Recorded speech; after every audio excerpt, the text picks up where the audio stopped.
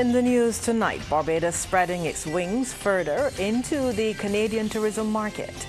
The Ministry of Agriculture assures farmers affected by flooding that they will get help. Major infrastructure upgrades progressing in St. Joseph. And in sports, a win for Barbados Pride in the regional Super 50. Broadcasting from our studios in the Pine St. Michael, this is CBC NewsNight, starting now.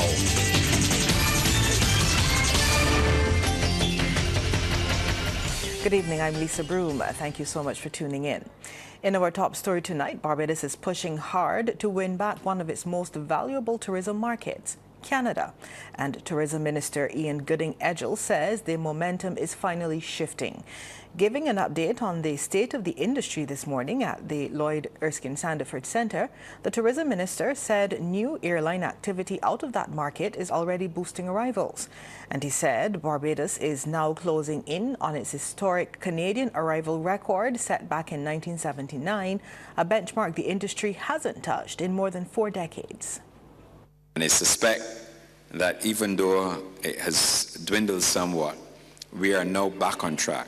And I believe very shortly, maybe within a year or so, and I like to be challenged and I like to challenge the BTMI, I believe that we can get back that record. But what is very interesting is that Air Canada has commenced airlift into Barbados earlier this winter season. It's a bigger aircraft, more air capacity coming into Barbados, but importantly, more air seat capacity coming into the destination. Minister Gooding-Edgell also told industry stakeholders he's heading to Canada in the coming weeks for further dialogue to drive even more business from the Canadian market. But he was tight-lipped about who those talks would be with and what the discussions would be about. Not going to get into the specifics of what we're going after, but rest assured, once we conclude discussions with that airline, I'll be happy to report any progress to you. You know, I do not let anything out of the bag, and when we have announcements to make, of course, we make announcements. But we're going there to concentrate on some key strategic activities and directions that we believe are absolutely necessary for us to generate and increase more lift into Barbados. Barbados' agricultural sector is facing major setbacks after Sunday's intense flooding swept through farming districts across the island. Acting Chief Agricultural Officer Michael James says it will have an impact on planting schedules, but the ministry is ready to respond. The ministry empathizes with the farming community. It's not easy to lose crops in such a short space of time. And we have seen devastation in some areas.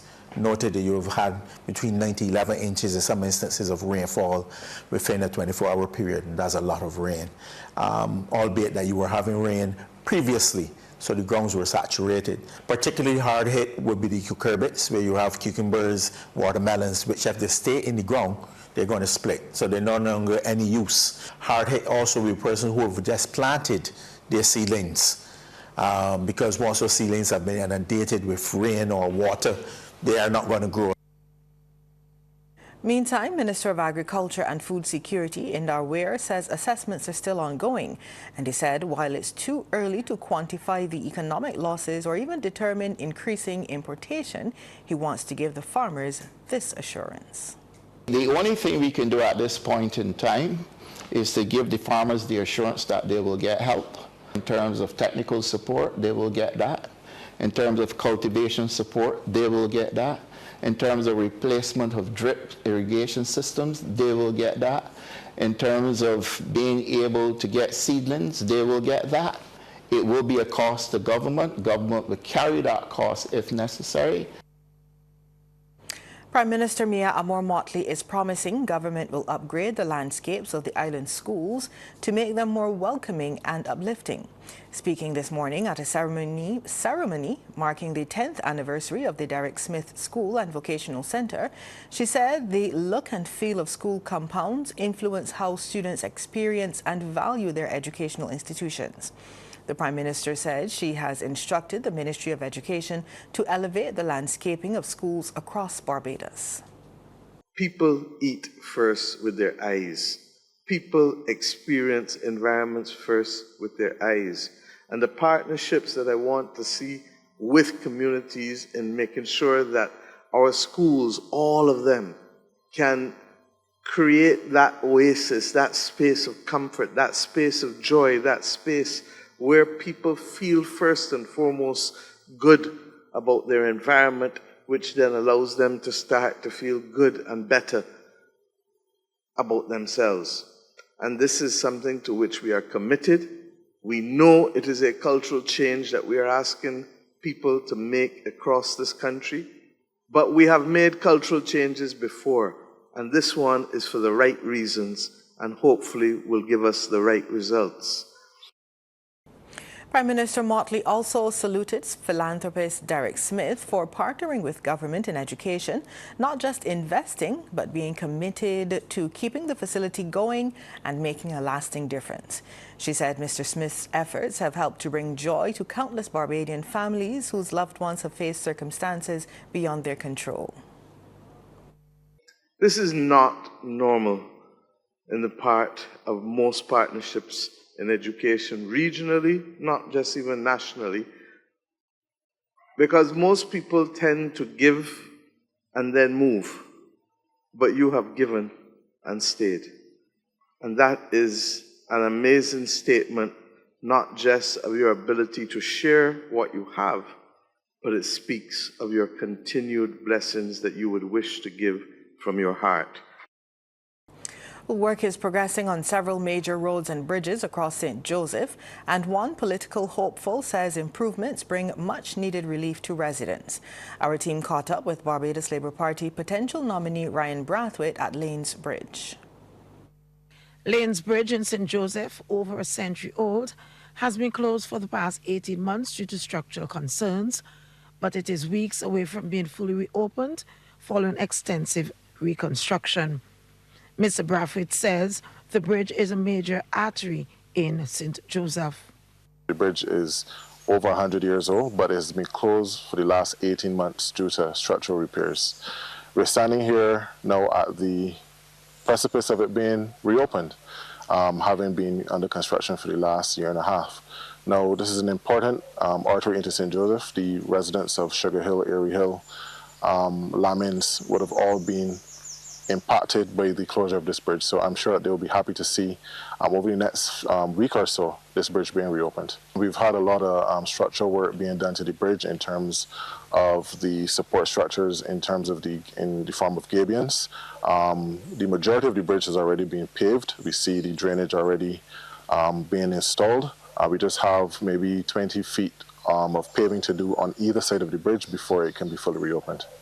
He says while the weather has affected other roads in the parish, several rehabilitation projects have advanced steadily, from Phillips Road to Horse Hill, and roadworks in areas heavily used by residents. Throughout St. Joseph, we've seen some impact of the weather, deterioration of the roads due to the torrential rains. We can say, though, that even before the rains came, we did see a lot of progress happening in terms of the rehabilitation of some roads, right? Some community roads and some major arteries as well. We had Yearwood Road being paved. Phillips Road was also completed. And then we have Horse Hill, which is probably a road that most of us would have to travel, being completed as well. So we do recognize that while there's a lot of work to be done, that we have seen some progress, and I'm expecting that this progress will continue in months to come. Mr. Brathwaite, a hometown boy as he describes himself, is vying to represent St. Joseph for the ruling Barbados Labour Party. He says the support has been overwhelming ahead of nomination process this Saturday. A lot of the persons that I'm interacting with are family, they're friends, they're persons who have seen me grow from a little lad into someone who's now stepping forward to represent their interests on a national level. So the response has been overwhelming. Ahead of the nomination, which is slated for this Saturday, I've been getting a lot of calls and a lot of well wishes. My team is fully charged up and we're ready and raring to go. Up until now, there hasn't been any indication of any challengers, but according to the constitution of the Barbados Labour Party, nominations can come from the floor. But I can tell you that my team is ready, that if such a challenge is presented, that we'll be able to deal with it accordingly. And following this week's High Court ruling in the Ullswater Investment 10B Joes River matter, Mr. Braffett says the decision brings relief to affected residents. I fully respect the ruling handed down by Justice Wells. I hope that the ruling is upheld and that both the residents of Basham and Joes River as well as the landowner can continue to live harmoniously. This is our home and we have to protect it. And we have to protect it in the most harmonious way possible. So now that that is behind us, we expect to move forward, hand in hand, all as residents and lovers, residents and persons who live and love this parish. The potential nominee says his priority is ensuring St. Joseph continues to see development in infrastructure, water reliability, and community well-being. Deanza Roberts, CBC News.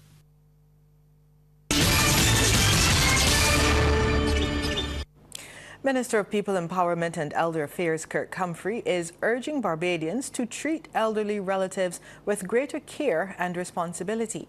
His comments came during regathering activities in St. Michael this morning. Speaking to CBC News after the ceremony, he focused attention on one of the country's most vulnerable groups, its elderly citizens. In the Ministry of People Empowerment, we are doing a number of things to improve the lives of older persons. As you know, we had a policy that we settled earlier this year. We presented it in Parliament. I have a draft of the legislation which I am hoping I can lay in Parliament this month, the latest next month, where we finish the Rights of Older Persons Bill, which puts into law the protections for older people. We're also finishing the legislation on the Powers of Attorney Bill, which allows older persons to be able to make determinations about who is going to take care of their welfare in times to come. Minister Humphrey said the habit of abandoning the elderly will not be tolerated, as he insisted that caring for seniors is one of the truest reflections of Barbadian values. One of the most sad and unfortunate events for me is that persons who would have raised us are being abandoned by us when they get older. And we're seeing that way too much in Barbadian society. We all know that as Christmas approaches, you're going to see more of it. You know, the hospitals are going to have persons being dropped off who need medical care, but they will not be picked back up. And that is not who we are. And I think beyond the legislation, beyond the buildings that we're building, we started one at Sterling for older persons. We're about to break ground in St. Thomas. We're going to break ground in St. George very soon. So we're going to build more and more facilities. We have the legislation, we have the policy. But I think getting people to care is probably the greatest work of this generation. 50 outstanding St. Michael residents have been recognized as Pride of Barbados awardees as part of the Regathering 2025 national celebrations. The initiative, endorsed by President Her Excellency the Most Honorable Dame Sandra Mason, continues to honor citizens who have made exceptional contributions to their parish and country, as we hear from Deanza Roberts, who was at State House for the latest ceremony today. From culture and charitable service to mentorship, safety and service excellence, the honorees were celebrated for strengthening the social fabric of the nation. President of Black Knight Bikers, Fabian Reeves, praised his club for the continued support and said they will continue to give back. And this award has basically touched me in a deeper way than I could already expected. I know a lot of this goes out to my team. If it wasn't for them, I would now be able to achieve what I achieved today. So I have to shout out to my team, Black Knight Bikers, always supporting me, always behind me 100%.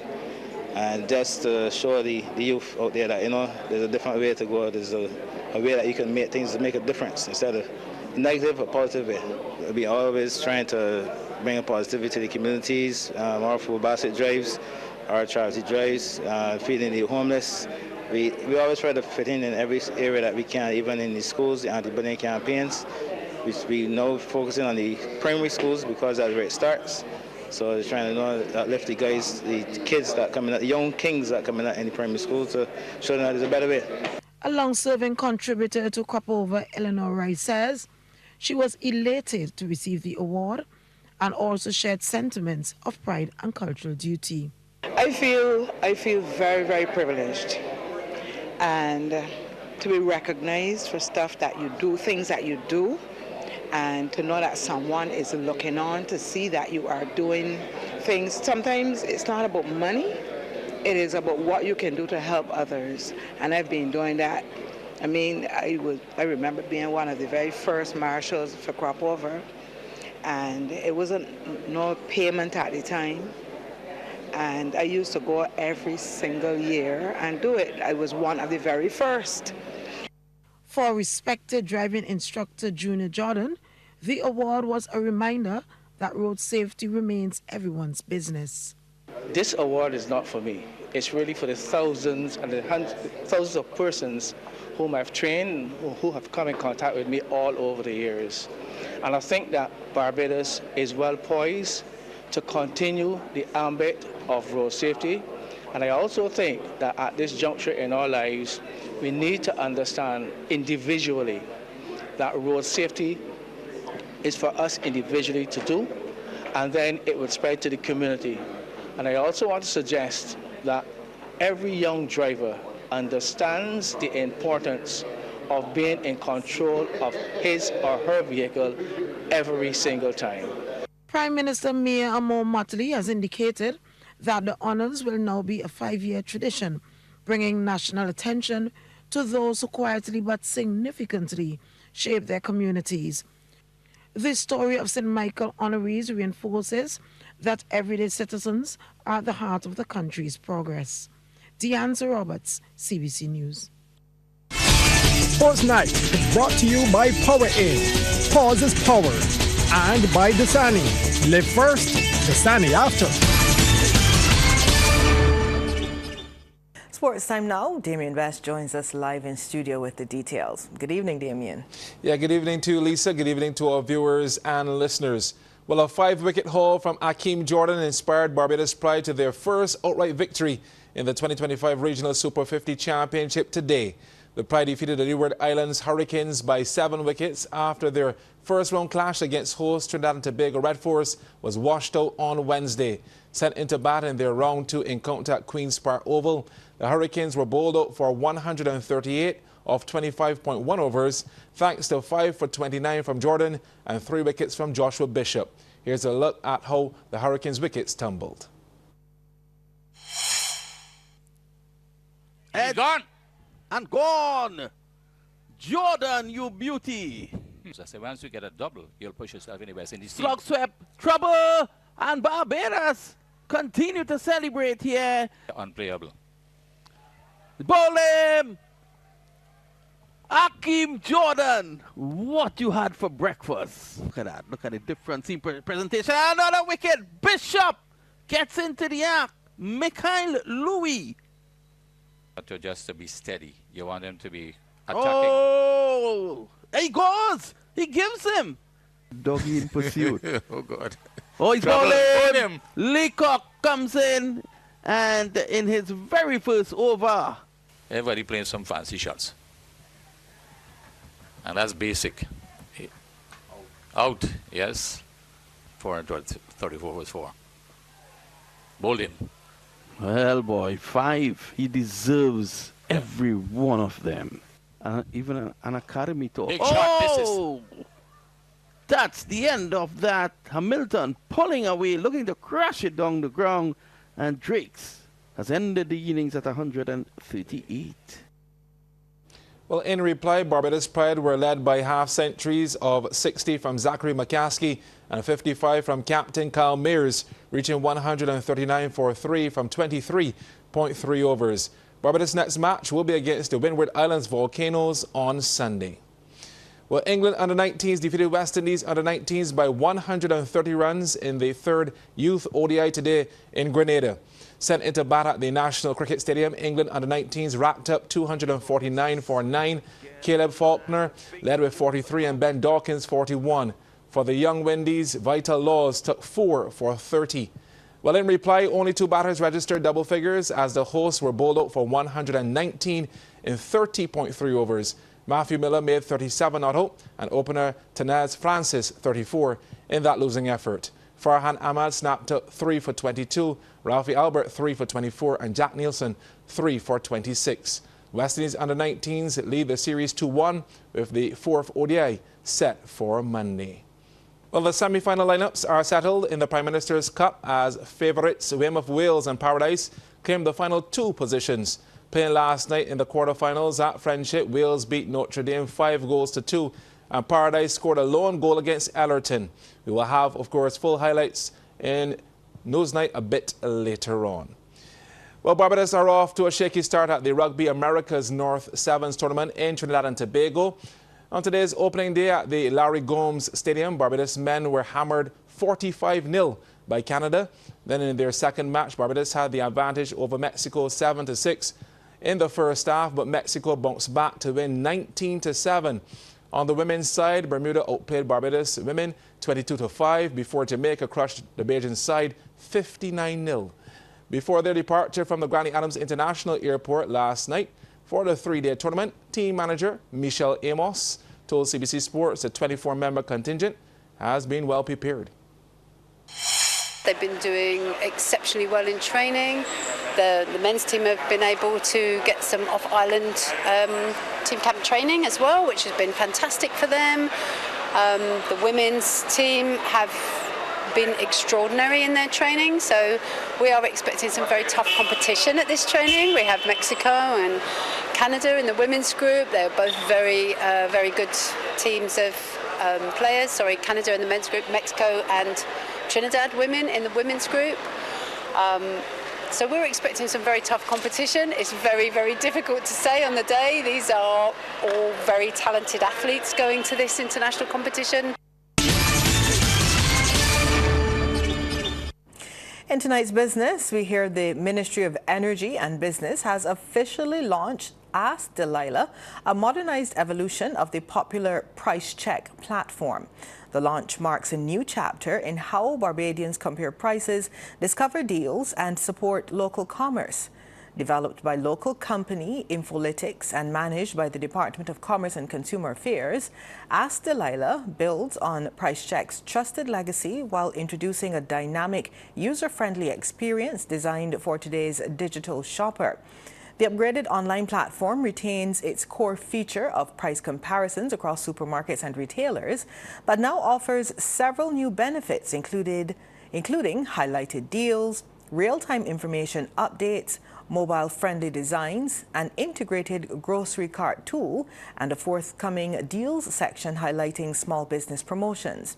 Addressing the official launch event at the Lloyd Erskine Sandiford Centre, Minister of Energy and Business, Senator Lisa Cummins, says fair competition matters to her ministry. Your ability to spend the resources that you have in a way that makes sense for you matters to us. And so we've been able to make sure that we do just that. But fair competition also matters to this ministry. And so it's been important for us to bring together the fair competition mandate of this ministry at central government level, together with the role being played by the Fair Trading Commission to ensure that we're able to put prices out there for you, to do so in a current manner, to do so in an accurate manner, but to be fair to all concerned. Fair to the retailers, fair to the consumers, fair to the government at the same time, who has been working with all of the partners.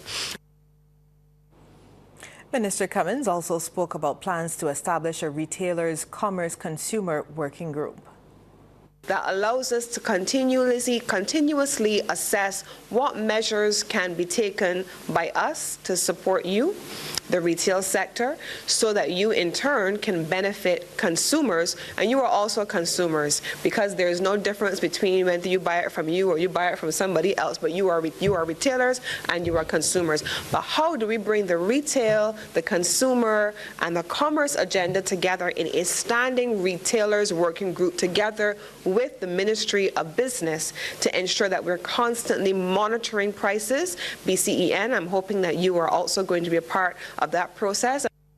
Sports Night is brought to you by Power In, Pause is Power, and by Dasani. Live first, Dasani after. And Damien is back now for the second half in sports. Over to you, Damien. Yeah, thanks so much, Lisa. Well, Barbadian golfer Emily Odwin is in a three-way tie for first position at the top of the leaderboard after day 2 of the Women's Amateur Latin America Golf Tournament. Playing at the PGA Riviera Maya Golf Club in Mexico, Odwin is currently 4 under par, along with two Colombians, Daniela Perez and Maria Jose Marin. The 21-year-old carded 70 on Thursday and today for a score of 140. Round 3 gets going tomorrow. Well, Barbados suffered a heartbreaking 4-set loss to Costa Rica last night when the first round matches of the Norseca Continental Under-17 Boys Championship concluded in Nicaragua. Barbados went down 25-23, 20-25, 16-25, and 19-25 to finish third in Group A, setting up a quarterfinal clash tonight with Mexico, who finished second in Group B. The Prime Minister's Cup Goal of the Week, brought to you by Power Aid, Pause is Power, and by Dasani, Live First, Dasani After. It might have been in a losing cause, but Carl Joseph produced the goal of the week in the Prime Minister's Cup. Quarterfinal match, Notre Dame versus Weymouth Wales. Dames with a free kick, which was out of the top draw. Joseph with an absolute beauty of a strike. Let's take a look. But just before the interval, Dames had a free kick. Carl Joseph with a beauty. No keeper in the world could have saved this. Lifeline for Notre Dame, 3-1. Tonight's highlights from the Prime Minister's Cup are coming to you with the compliments of Power Aid, Pause is Power, and Dasani, Live First, Dasani After. Final night of quarter-final action in the Prime Minister's Cup. Gore Hill in St. John was the venue. First of a doubleheader, Weymouth Wales in green versus Notre Dame. And it didn't take long for the opening goal of the match. Nikolai Braffett gets the final touch.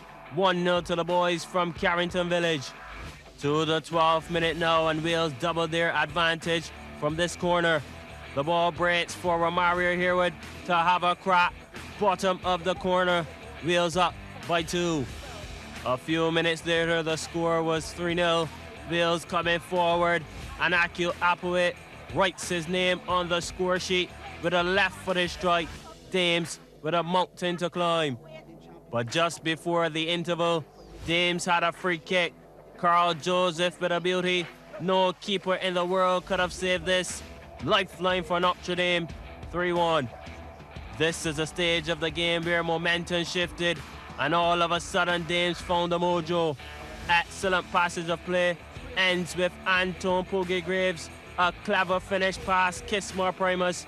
Dames back in the contest with a score at 3-2. Added time in the first half. Wales looking to restore their cushion. Andrea Apowit hesitating, 4-2 at the break. Second half action, team switching directions, and Wales left it late to find a fifth goal. And again, it was Apowit who cemented the win. Final score, Weymouth Wales 5, Notre Dame 2. The main event followed, a clash between Paradise and Ellerton in the red. Both teams had chances but failed to score in 90 minutes, so it was into extra time. 113 minutes on the clock. Paradise with a free kick, and it produced the golden goal of the game. Sharon Hoyt's header is touched in by Ellerton's captain Shaquille Bell, and that's all it took. Paradise advanced to the semi-finals. Ellerton's dreams of lifting the Prime Minister's Cup were dashed away. And more Goodrich boys, CBC Sport. And that's our news tonight. On behalf of the entire team, thank you so much for tuning in. Good night.